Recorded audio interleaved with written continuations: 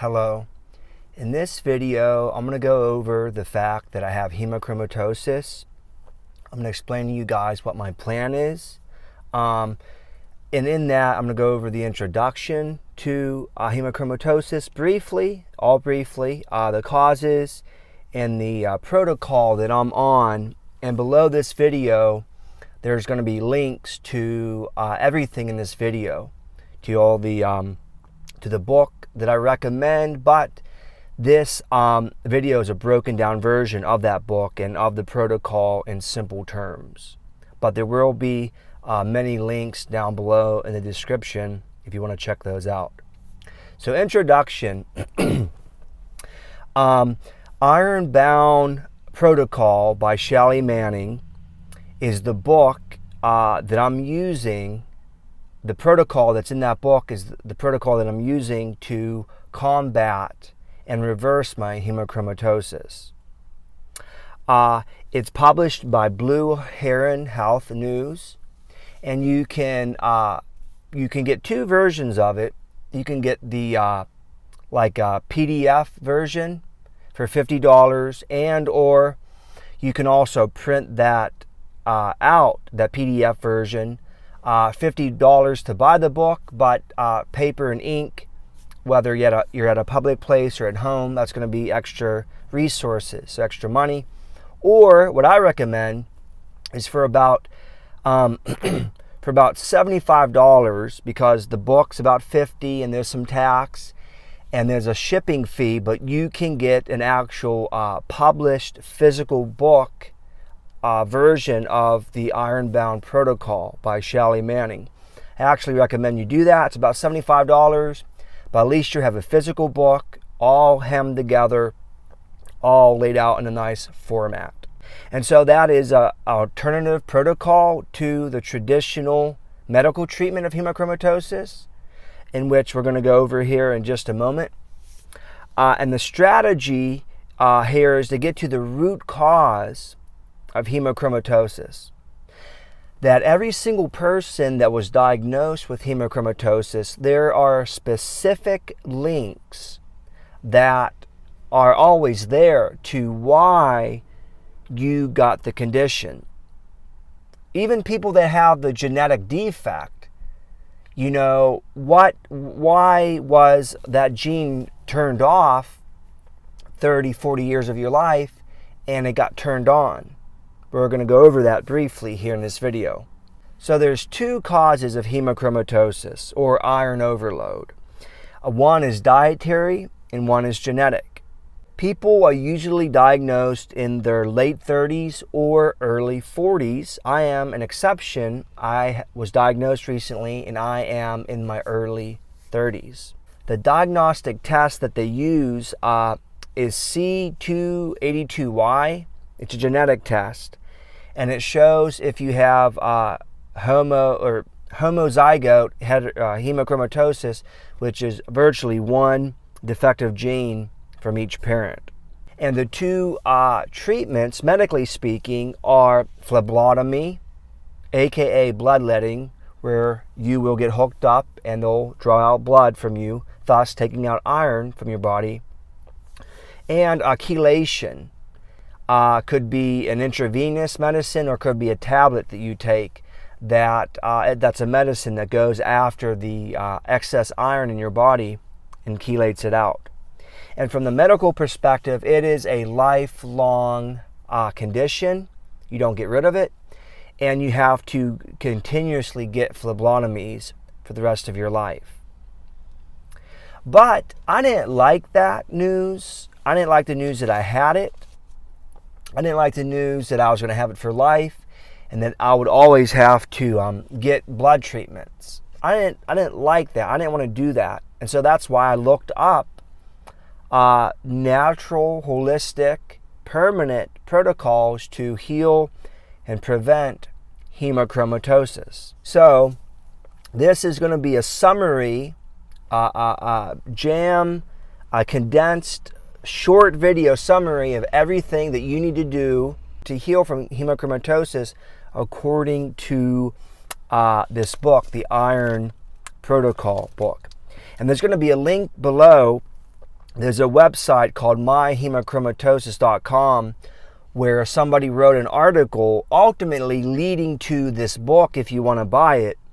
You won't need to buy it after this video. I'm giving you all the information that you need because I read this book in fine detail. But if you're someone that actually likes the book and wants to read all the extensive details about it, then go ahead and buy it. There'll be a link down below, and there'll be a link down below about somebody who healed using this protocol, who's also giving you a link to buy the book also. So with that being said, the cause of hemochromatosis, according to this book and lots of research and science, because there's a lot of research now about this that this lady, Shelley, brings out in this book. And so basically, butyrate is a microorganism in your gut that helps control the gene that is involved with hemochromatosis, that C282Y gene. And there's a cofactor, there's a synthesis that goes along with butyrate, and that's hepcidin. If you're low in hepcidin, the good bacteria in your gut, you don't have enough bacteria and enzymes and probiotics and flora and good yeast, your body doesn't produce enough butyrate. If your body doesn't produce enough butyrate, you're deficient in a peptide hormone called hepcidin. And so if you're deficient in hepcidin, that hepcidin is the number one component, the number one thing in your whole body that controls the genetic expression of your iron stores. It's first-handedly connected to the genes that control your iron. So in other words, that gene is turned on, you don't have enough butyrate, thus you don't have enough hepcidin. That switch on that gene is continuously turned on, accept iron, absorb iron, absorb iron, absorb iron. You need to shut it off so you and me can be like normal people, and we can eat regular foods and not have this continual overload of iron. So that's kind of the basis of that. So butyrate's friend is hepcidin in low quantities due to a damaged microbiome. We don't have enough, and that we get that switch turned on. And so there's two things that would cause this, and they're both equally important. And number one is stressful events. Briefly, everyone knows that stress is bad. It can cause health issues. That stress can cause specifically gut, GI issues.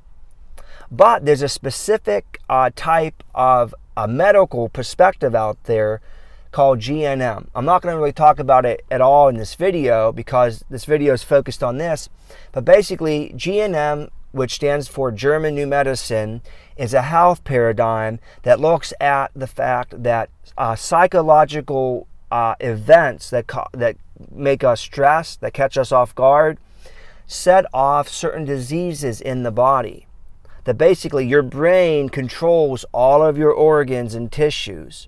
And when you get that stressful event or events that makes you feel a certain way, it could turn on programs in your body, health programs. And so certain stressful events, the way you perceive them and take them and internalize them and process them, will lead to what condition that you may have. So certain stressful events hit you, maybe you lost a job, you lost a loved one, you got cheated real bad, and then you had a stressful event, and then that set off systems in your body that affect your microbiome, so your microbiome is all messed up. So many people after stressful events have developed Crohn's, colitis, diverticulitis, candida, IBS, you name it, after stressful events. So that's one thing we need to look at here, is why our gut microbiome is messed up. Could be long periods of stress or particularly a couple stressful events. Number 2 is a poor lifestyle, and that means poor diet, sleep, and exercise. Maybe, and stress relates to this. If you're stressed out, what do you want to do? You probably don't want to eat too good. You want to eat fast food, processed food, sweet food, junk food, food that's not going to be good for your gut microbiome.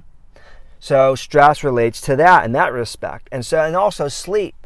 If you're not getting enough sleep for whatever reason, maybe you're on your phone all night, or maybe you're revved up, or maybe you're stressed out, you're worried, whatever the reason, poor sleep.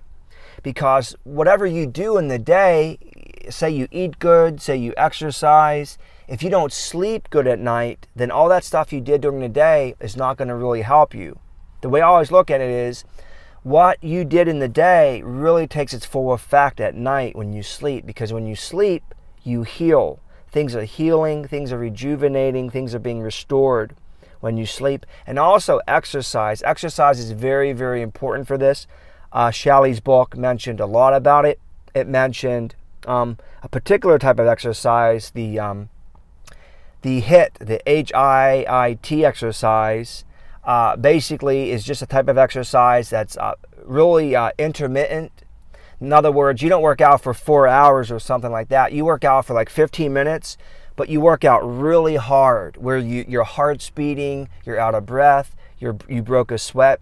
That's the best type of exercise that she recommends in her book to help with this condition. So I've been trying to work on all of these. It's tough. Stress is tough. You can't just shut all the stress out of your life. But if you can find ways to cope with the stress, and ways to sleep good at night, and ways to exercise regularly, and to solve stressful things in your life, that will be huge in helping you with your gut microbiome. And of course, diet, eating the right foods in that respect. So, to recap this, the gene got turned on by stressful event, poor diet, lack of sleep, and exercise. So the gene can be turned off by the reversal of that. And so the protocol to heal hemochromatosis, this is the protocol that I'm on. I'm excited. There's science behind this, and this is a holistic route to take, so I'm happy about that, because I'm not a huge fan of medicine or medical things. I know you might have to get them. I might have to get a few blood treatments to really get a kickstart on this, because I don't know how long I've been having this. But the goal is, say I have to get a few blood treatments, but the goal is with this protocol is to help fix my gene that's turned on, so that I can keep losing iron and be able to process iron appropriately. So that's the goal with that.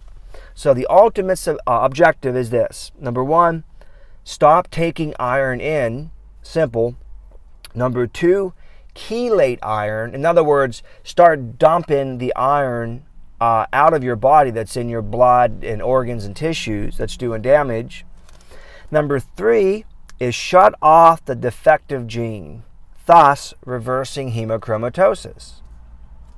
And so the goal is to remove additional iron, intake of iron, by things to avoid. Avoid cooking on iron cookware.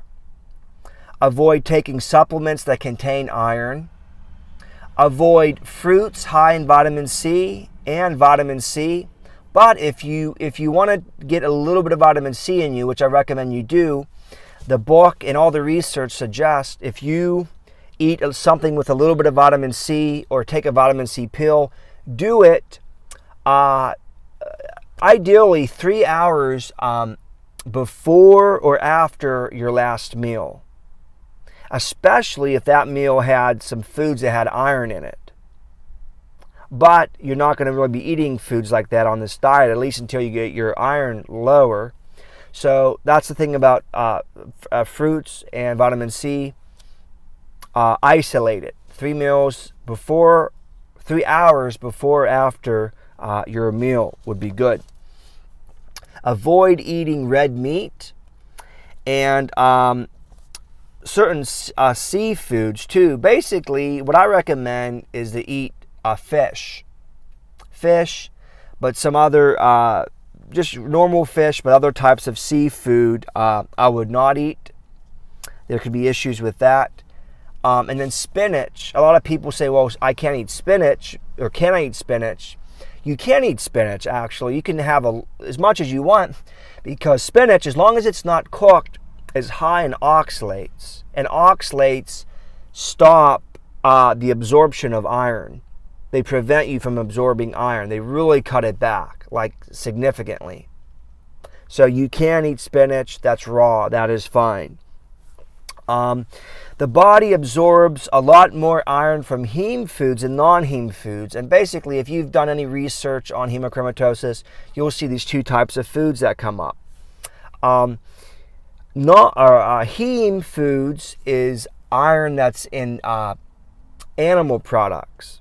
Your body absorbs that iron a lot more than foods that have non-heme, which non-heme iron is iron that is in plant-based foods. There is some plant-based heme or non-heme in meat, but meat primarily has heme iron, and plants have non-heme. Heme is more absorbable. Non-heme isn't as absorbable. You also want to avoid alcohol. Alcohol is taxing on the liver, which your liver is being attacked now with the iron. The iron, the two number one organs that it affects is your liver and your heart. So you got to watch things that are taxing on your liver, like alcohol, and alcohol helps with the absorption of iron too. Avoid nicotine and tobacco, no-brainer. Even if you don't have this condition, you should know that that is not helping you any. Avoid sugar and processed foods. You can have fruit. Fruit's fine. Watch the carotenoids and the vitamin C that's in fruit. But a lot of fruits are fine, and we'll go over the fruits that are fine to eat. But fruits are good. So sugar and that's good. But like processed sugar from the bag, sugar that's in snacks and desserts, you really want to stay away from that. And processed foods. Try to eat whole foods as much as you can. Try to limit foods that are in bags or boxes or cans. And try to definitely watch going out to fast food places. Avoid beta-carotene supplements. That helps, just like vitamin C, it helps absorb iron. And beta-carotene foods, which is a lot of foods that are like orange and yellow color, like carrots have a lot of those. And foods like that have a lot of that, so you want to watch. Avoid antibiotics if you can, because antibiotics are just going to destroy your already in bad shape your gut microbiome. It's going to destroy more of those colonies of that bacteria, which at this point is the last thing that you need, because that's the reason why that gene got turned on, is your bacteria. You don't have enough good bacteria in your gut. And avoid stress as much as possible. I know it's easy to say that. I have stress and stuff that trips me up, but as much as you can, try to find ways to avoid or deal with stress. Whether it's there's many things you can do. You could read a book. If you claim a faith or religion, that can be a good thing to help you. You can meditate. You can pray. You can be around good, encouraging, positive people. You can work out. You can watch funny videos. You can go out of town for the day. Things that get your mind off of that. Hobbies, maybe painting or woodworking or sports or something like that. Something that's going to get you get your stress levels down. Herbal supplements. I don't recommend, of course, drugs or just spending sprees that make you feel better. That's going to be damaging to you. And so, things to add that'll chelate the iron out of the body and heal our C282Y gene that's turned on. So, the three most important food compounds that Shelley mentions, number one is polyphenols. You've probably heard of them. And the supplements that she recommends here are quercetin, resveratrol, turmeric, and green tea. I don't have enough time to expand into that, but those are 4 very, very, very important supplements with polyphenols that really help you get a hold of this condition. Another one is lactoferrin, which is a thing that is in Greek yogurt, kefir, and colostrum. That is a protein that is in those 3. And besides, that's good for your gut. As much Greek yogurt or kefir, colostrum, things like that have a lot of bacteria in them, the more you want to eat. And then also phytates and oxalates. These are things that block iron. From, say, for example, you do eat something that has maybe more iron in it than you want, something that's even a meat or something that is a plant-based meal. You can do several things. I recommend drinking tea. Green tea and black tea are the best with phytates to help block iron absorption from the food. Number 2 is coffee. You definitely could drink coffee. Every day I drink a cup or 2 of green tea. I will be drinking black tea soon. And you can, of course, get green tea in a capsule, which I'll show you here in the notes. Cocoa has a lot of phytates in it to block iron. Nuts do, most nuts, beans, and spinach. These all have phytates and oxalates to help you cut down on the absorption of the iron from your food. And this is what I'm doing. And so you want to look at this, you got to eat the right foods, the right supplements, stress reduction, exercise, good sleep, and fasting. Fasting's a big one. And help with fasting. Before you fast, make sure you eat healthy fats. If you ate a lot of carbohydrates, you're not going to be able to fast appropriately. So make sure, say, you eat supper and then you're going to fast breakfast, maybe even lunch, and not eat till supper, like 24 hours. You can do that. Now be careful with your sugar. I don't know what your situation is. Work your way up to it. But the thing is, that supper that night, you want to definitely have eaten maybe some avocado, some dairy. Definitely get your fats in that last meal. And then during a fast, I don't dry fast. I always drink. That helps me stay hungry or stay full. I always drink, and so there's liquid in my stomach to help me feel full. Like even now, I'm drinking some coffee because coffee is good for you. Keeps you full. Not even that I'm fasting today, but it keeps you full, and it has those phytates in it. So drink plenty of water. Stay hydrated. Drink tea, coffee, and cocoa when you're fasting. That'll help you feel full, and you can definitely make your fast, because there's a lot of information on fasting. That fasting helps heal damaged DNA. It helps you live longer. It helps your genes. And this is a condition where your gene is messed up and your gene is turned on. So the more you can fast, take it slow, but over time, the more you can fast, the longer you can fast, the better off you're going to be with this, getting this condition reversed.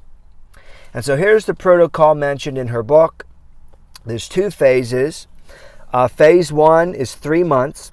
Do it until iron levels fall into normal levels. Then do phase 2.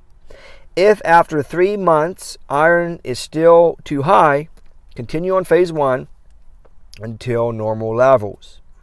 Phase 2, take 1 week off of supplements before starting phase 2. Do phase 2 for 3 months. After this, you should be able to keep your hemochromatosis away for life by living a healthy lifestyle. You shouldn't need these specific supplements anymore. Get your levels checked periodically. And so this protocol was designed to actually shut off the switch and so reverse your condition. So the supplement is only meant, and these supplements are not meant for life. They're meant for 6 months. You can, if you want, as a preventative, just to stay healthy, because there's so many good benefits to these supplements. You could take a couple. You could, say you've been good for a year, but you like the benefits. You could still take quercetin or resveratrol. Green tea is something you should probably drink every day of your life because it helps you live a longer life. It's been proven. So, but really, 6 months is all you need for this specific supplement protocol. And of course, you want to get your levels checked periodically to make sure they're in good range, and they should be, providing we shut that gene off and we're still living a healthy lifestyle. If you get healed from this and you start to experience a stressful life where you're not sleeping, you're not exercising, you're eating processed foods, junk food, you're not keeping your gut microbiome up to snuff, then it could get turned on again and you could have that struggle again. So it's really important. You don't have to live a super strict life once you reverse this, but you do have to you have to, like I said, keep your gut microbiome in good shape. Keep your butyrate and hepcidin at healthy levels, so this ain't a problem. So there's that. But phase 1 supplements are, and here's a list: quercetin, resveratrol, milk thistle, vitamin K2, D3, and zinc. Vitamin C, actually, 3 hours before or after meals. Do not take more than 250 milligrams a day. You don't need any more than that. You definitely don't need 1,000 milligrams, which is in most supplements, especially that you're struggling with this condition. And vitamin C helps you absorb iron. It's friends with iron. They're always hanging out. Green tea, either supplement or a tea. I take both every day. I drink 16 ounces of green tea, decaf, because I'm sensitive to tea. But also, I take a pill, and I'll give you information down below on all that I take with that. And then turmeric, supplement or a bottle. Shake it in your food, but you do need a good bit of it to make it help you. The cool thing about turmeric is it does two things. Not only does it block iron, but it also chelates iron. And green tea does too. Green tea and turmeric, they actually chelate iron out of your body, where the other supplements, they help you, but these two, green tea and turmeric, are specifically known to chelate. But take your turmeric with black pepper, because without that, you don't absorb too much of it. And you want to absorb as much as you can, so take it with black pepper. And then phase 2 of the supplements is also, you're going to keep in these two powerhouses, quercetin, resveratrol, and then you're going to have a horny goat weed. Because the condition of us with hemochromatosis, it's really bad on our libido. We have low libido. I don't know if you've noticed, whether you're male or female, but I've noticed since having this condition, my libido has been down. My arousal, if you will, has been very low for quite some time now. And now I know why, because of this condition. But that'll help you with that, and it's a very powerful supplement to take that Shally really recommends. And also in phase 2 is grapefruit seed extract, NAC, which is N-acetylcysteine, ALC, which is acetyl-L-carnitine, and ALA, which is alpha-lipoic acid R form. And I'll give you down below links to supplements on Amazon that I'm taking as far as this goes. And don't forget, daily drink water, green tea, coffee, and cocoa to help help with your iron That way, throughout the days, the little bit of iron that you're getting through your meals, because it's impossible to totally block out iron, but you're going to be on a very low iron diet, but the little bit that you get, you're not even going to really absorb any of that because you're drinking the green tea, coffee, and cocoa throughout the day. And so here is the shopping list that I made based off of the book. This is the shopping list that I take with me every single week when I shop. Like I said, all the notes that I'm reading through on this video, there's going to be a link down below. It's going to be in a PDF form. The exact same notes that I'm going over, you can look at, and you can print them out even with that free PDF at the end of this. And also, this is really important. I want to take a second to look at your inulin, which is a beneficial prebiotic. Prebiotics. Really want to get these into your diet daily. FOS, it's more good bacteria. You want to get that. Resistant starch. You might want to start buying your bananas green and eating them that way. Pectin. Every day with my lunch I have apples and peanut butter. An apple and peanut butter. Here's the animal protein that you can eat. And then you can have chocolate. Not a real lot. Chocolate has some iron in it, but it has oxalates to block it. But still, you don't want to eat tons of it because it won't do you much good. And then here's the supplements. Here's all the supplements that she recommends in the book. And like I said, you'll be able to get this information down below this video. And then finally, to basically just about cap this video off, are my recommendations. And that, of course, is lots of dietary fiber every day.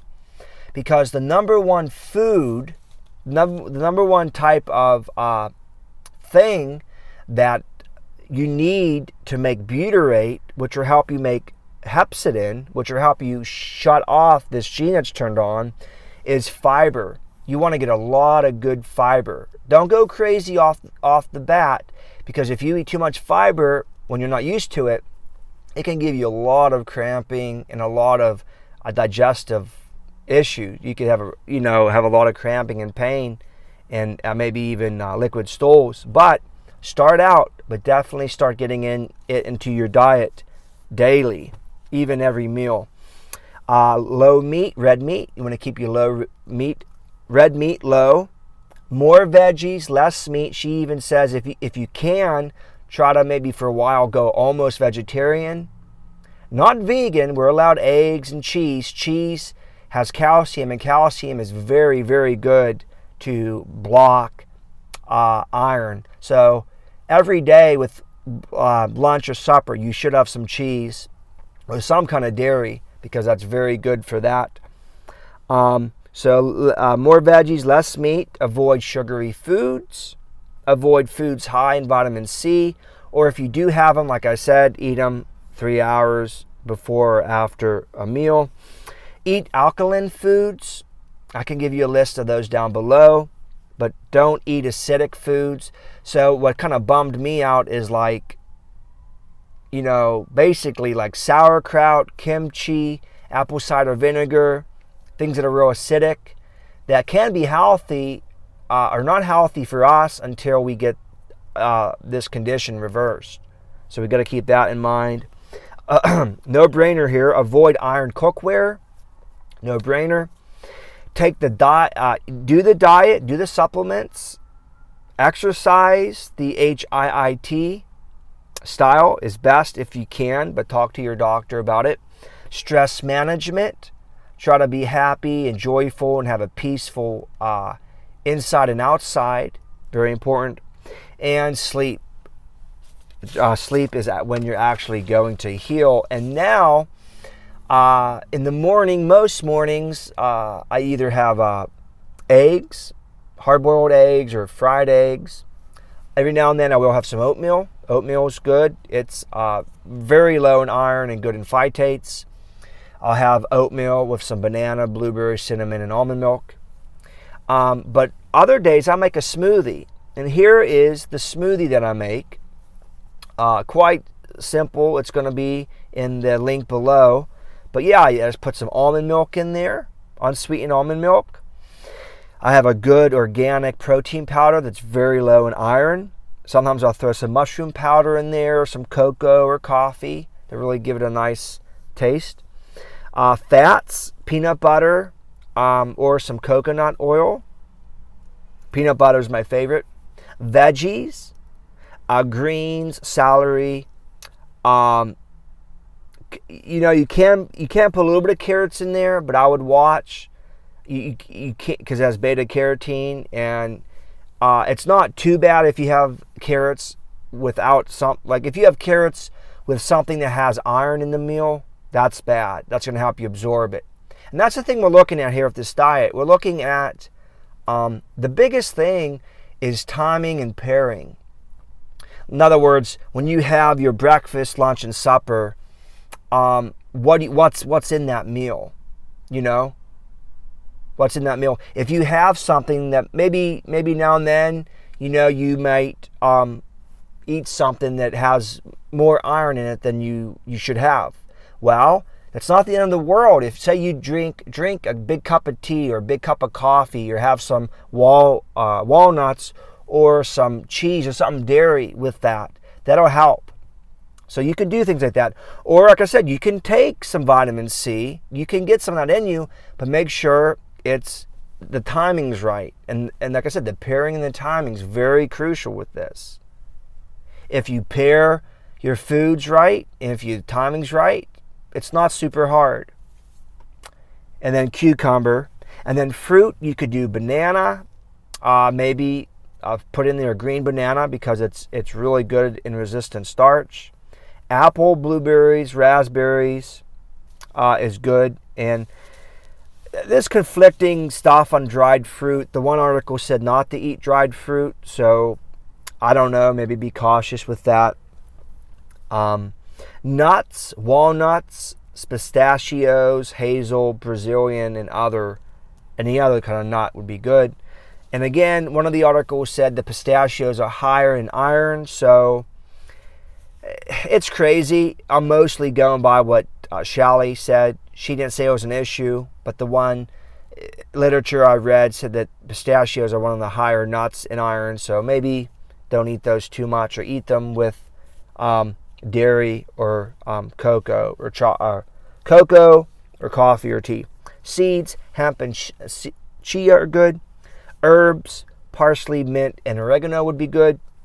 And then also in the smoothie, cinnamon, ginger, clove, black pepper, or turmeric would be good. So that's the protocol that I'm on. I've only been on it now a little over a month. So I'll keep you guys updated when I go to my doctor. I go to my doctor here in a few weeks. He'll do more blood work and see how things are. See how much my iron has went down. And based on that blood result, I'll see if I have to tweak things. I'll see how well I'm doing on this protocol.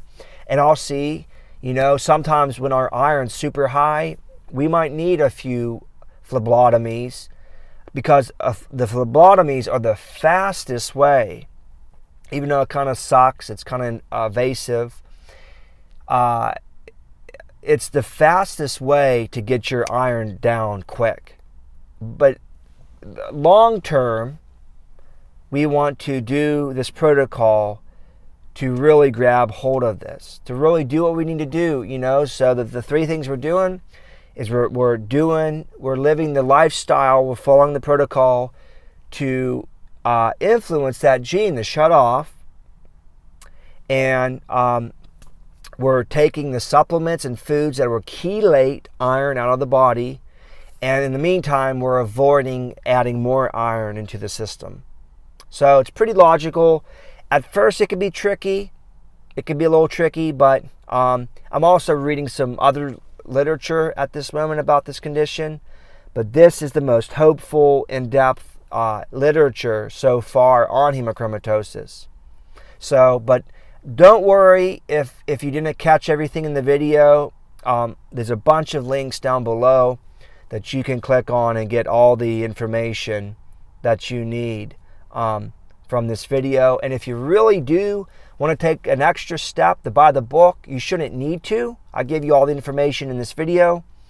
But if you're a reader and you want it for your records, there will be a link down below that you can go ahead and buy the book and read it yourself if you want. So, but that's all for now.